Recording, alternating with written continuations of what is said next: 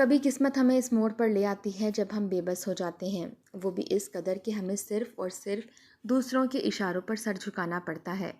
ہماری کوئی بھی مرضی یا ہمارا کوئی بھی اختیار نہیں ہوتا۔ آج بھی میں اس موڑ پر کھڑی ہوں۔ میرے سامنے 14 سال کا لڑکا ہے جسے میں کل تک بھائی سمجھتی تھی، اور آج جن نگاہوں سے وہ مجھے دیکھ رہا ہے، دل چاہتا ہے زمین پھٹ جائے اور میں اس میں سما جاؤں، کیونکہ میں جانتی ہوں میں بے بسی کی سرحد پر ہوں۔ مجھے اپنا آپ اس کے حوالے ہر صورت کرنا ہی کرنا ہے، چاہے میں روں، چیخوں، چلاؤں، مگر کوئی میری فریاد نہیں سنے گا۔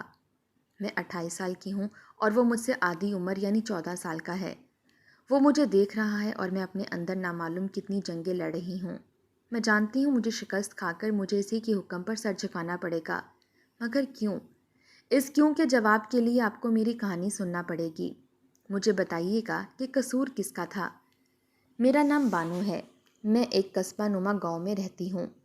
جب میں جوان ہوئی میرے ابا کو میری شادی کی فکر ستانے لگی۔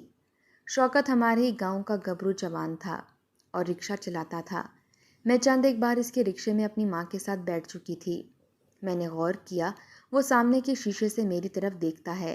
عورت اپنے اوپر اٹھنے والی ہر نظر پہچانتی ہے۔ میں نے شوکت کی نگاہوں میں اپنے لیے محبت دیکھی تھی۔ پھر ایک دن اس کی ماں ہمارے گھر چلی آئی۔ اس کی گود میں 1.5 سالہ گول مٹول بچہ تھا۔ بچے کا نام برکت علی تھا اور وہ شوکت کا چھوٹا بھائی تھا۔ اس کی ماں نے بتایا کہ وہ شوکت سے پورے 17 سال چھوٹا ہے، بہت منتوں مرادوں کے بعد پیدا ہوا ہے، اسی لیے اس کا نام برکت علی رکھا گیا ہے۔ لیکن برکت کی پیدائش کے 2 ماہ بعد اس کے والد کی وفات ہو گئی۔ اب شوکت پڑھائی چھوڑ کر گھر کا خرچہ پورا کرنے کے لیے رکشہ چلاتا ہے۔ وہ شوکت کے لیے میرا رشتہ لے کر آئی تھیں۔ میں اس دن بہت خوش تھی۔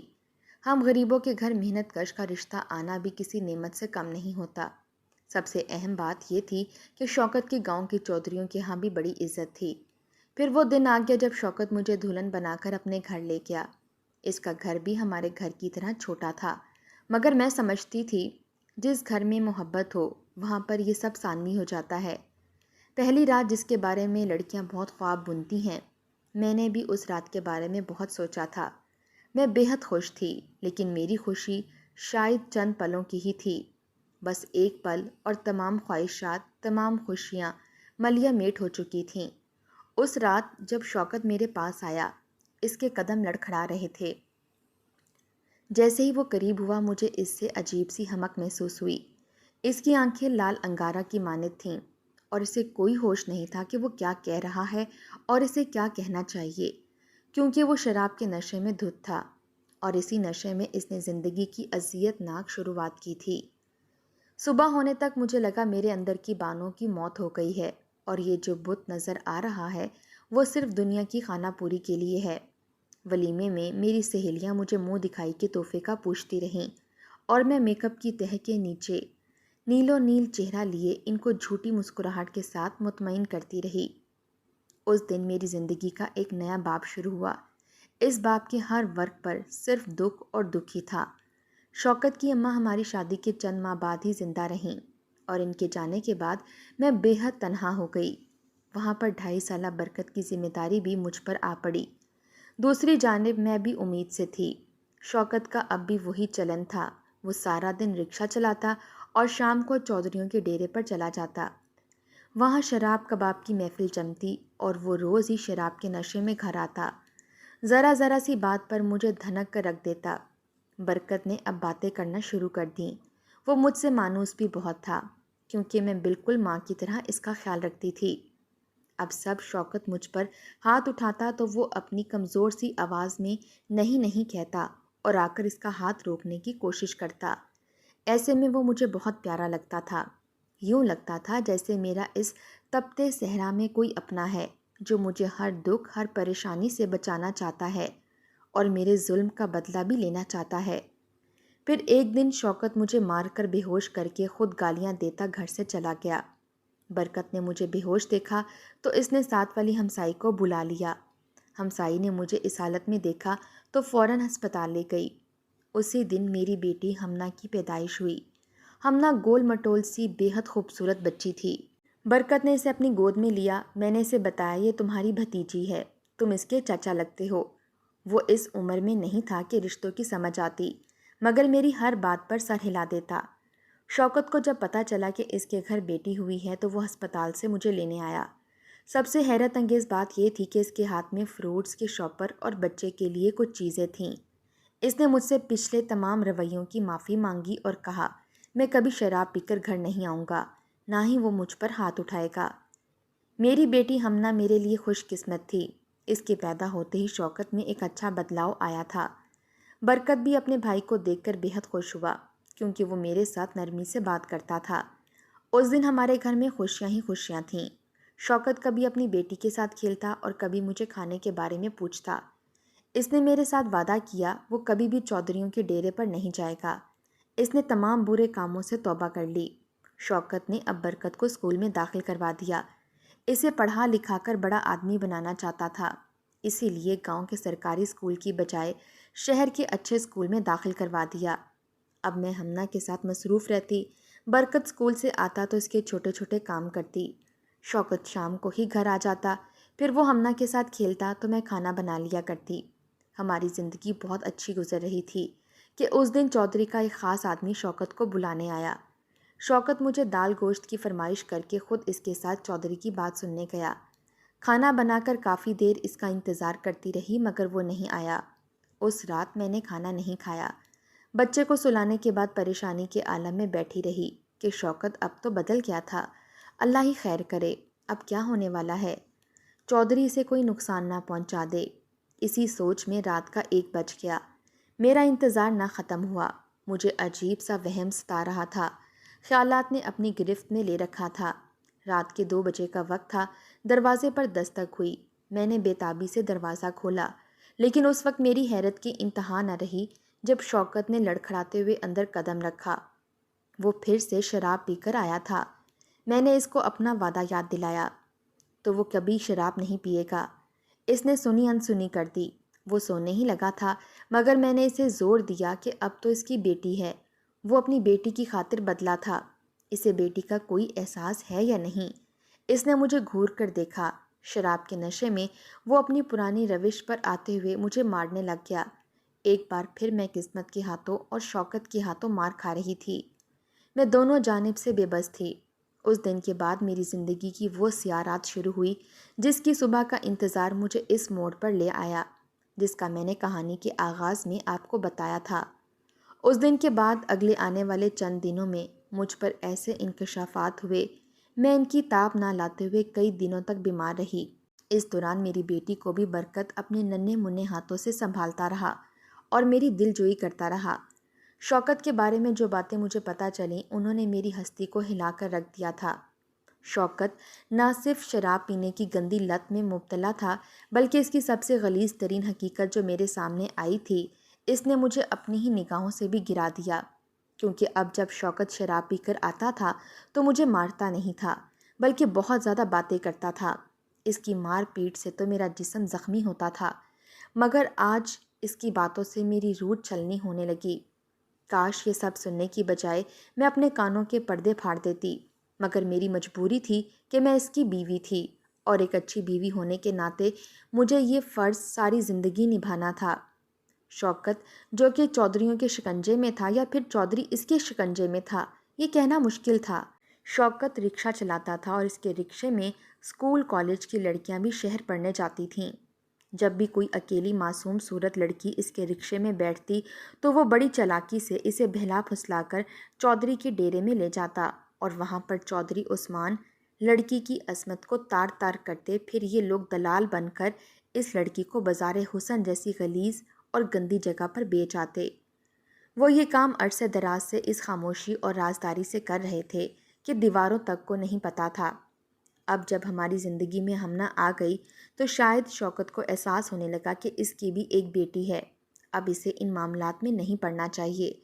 مگر کیا کہتے ہیں کہ کمبل سے ہم جان چھڑانا بھی چاہیں تو وہ ہمارے ساتھ ہی لپٹے گا۔ بالکل ایسے ہی شوکت کے ساتھ ہوا تھا۔ چودھریوں کے منہ کو جو عادت لگ چکی تھی وہ کیسے جاتی؟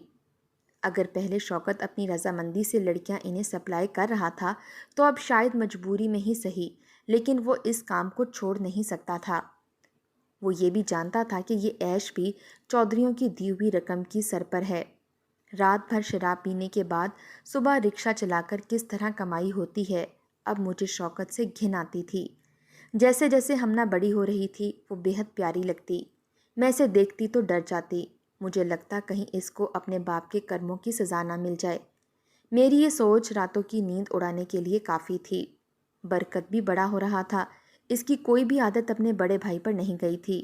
وہ بے حد پیارا اور اپنے کام سے کام رکھنے والا خاموش طبیعت لڑکا تھا۔ ادھر میں نے شوکت کو اس کے حال پر چھوڑ دیا۔ وقت گزرتا گیا یہاں تک کہ برکت 14 جبکہ میری ہمنا 12.5 سال کی ہو گئی۔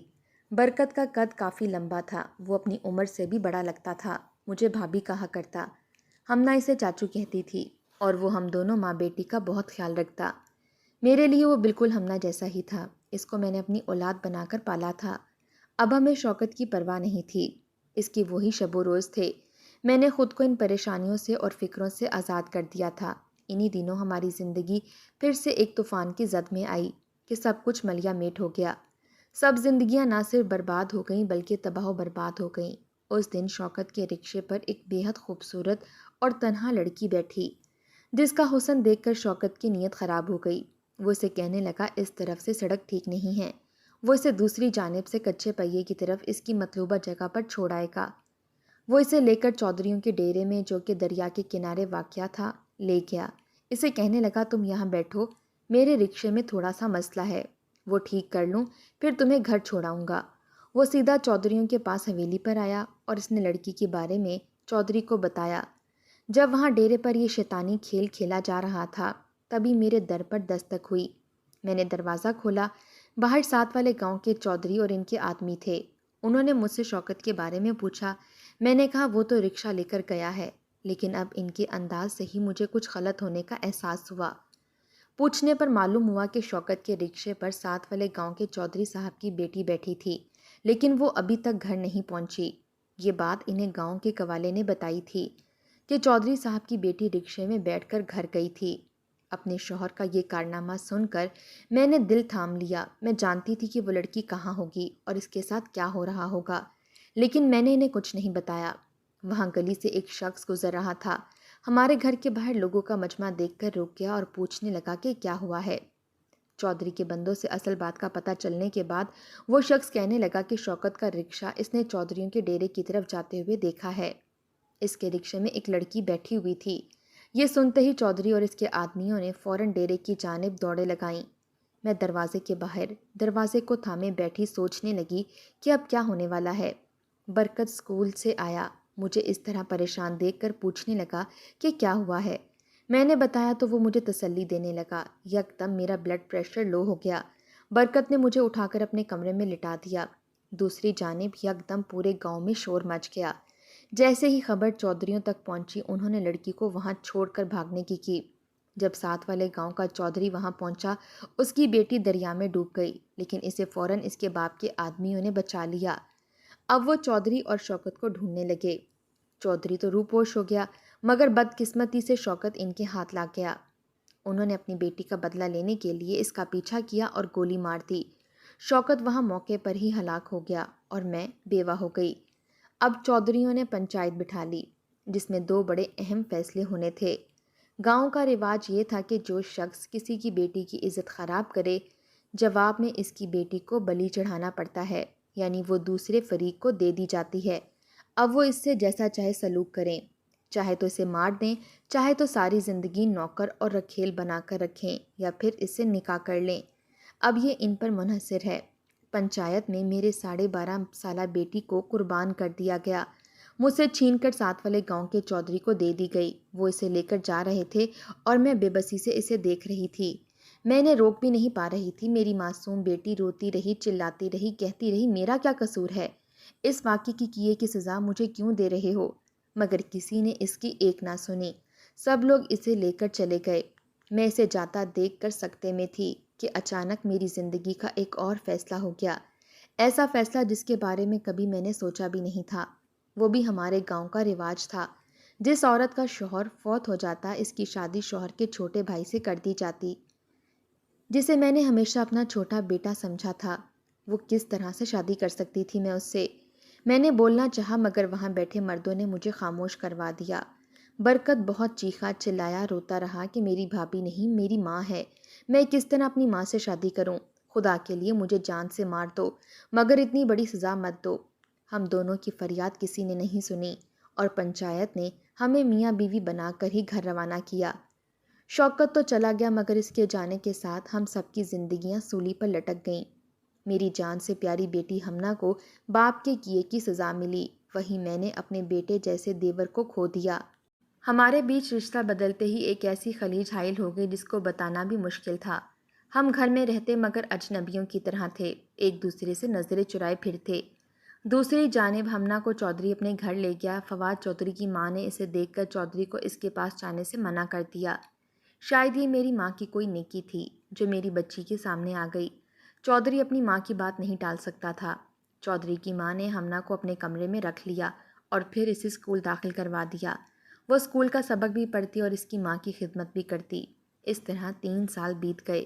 ہمنا 16 سال کی ہو چکی تھی۔ ایک دن چودھریوں کا بیٹا انگلینڈ سے اچانک اپنی تعلیم مکمل کر کے آ گیا۔ اس نے گھر والوں سے ہمنا کے بارے میں پوچھا۔ جب اسے حالات معلوم ہوئے تو اس نے کہا کہ وہ اس لڑکی سے شادی کرنا چاہتا ہے۔ چودھری نے کہا یہ ممکن نہیں، اگر تم اس سے ویسے تعلق رکھنا چاہو تو مجھے کوئی اعتراض نہیں، مگر تم اسے بیوی نہیں بنا سکتے۔ یہاں پر بھی چودھری کی ماں سامنے آ گئی۔ اس نے مداخلت کرتے ہوئے چودھری کے بیٹے کی شادی ہمنا سے کروا دی۔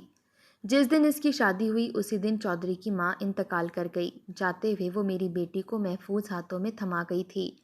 ہمنا کے شوہر نے اسے بہت پیار دیا، اس کی زندگی کی ہر خواہش کو پورا کیا۔ اللہ کا شکر ہے میری بیٹی کی قسمت میری جیسی نہیں تھی۔ پھر ایک دن ہمنا میرے گھر آئی۔ وہ ہنی مون پر انگلینڈ جا رہی تھی۔ اس کا شوہر مجھ سے بہت عزت سے ملا، مجھے کہنے لگا اب وہ ہمیشہ ملتے رہیں گے۔ ہمنا جاتے جاتے مجھے کہہ کر گئی تھی کہ امی آپ بھی اب چاچو کو دل سے قبول کر کے میاں بیوی کی طرح رہنا شروع کر دیں۔ میں نہیں جانتی تھی یہ میرے لیے کس قدر مشکل تھا، مگر میری بیٹی نے پہلی بار کوئی فرمائش کی تھی کہ وہ مکمل محبت کرنے والی فیملی چاہتی ہے۔ اس کی خواہش کو پورا کرنے کے لیے میں نے اپنے دل کو آمادہ کر لیا۔ اب میں نے برکت کے ساتھ جان بوجھ کر وقت گزارنا شروع کیا۔ وہ جھلا کر رہ گیا، مگر میں نے بھی ہمت نہ ہاری۔ شروع میں وہ تھوڑا گھبرایا، مگر پھر آہستہ آہستہ سب کچھ معمول پر آ گیا۔ پھر ایک دن میں نے اسے اپنے دل کی ہر بات بتا دی۔ میرے حالات سن کر اس کی بھی آنکھیں نم ہو گئیں، مگر وہ میری آنکھوں میں آنے والی آخری نمی تھی۔